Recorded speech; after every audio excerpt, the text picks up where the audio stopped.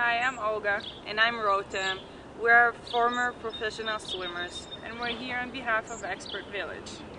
After you practice outside the water, the pool movement, get into the water and try to practice the pool inside of the water. It's better to start by holding the wall, lying on your stomach, do a little bit kicks to balance yourself, and start to practice the pool movement. One arm at a time. Now with the breathing you can also practice it. So when your arm's getting down, take your air and back to the wall.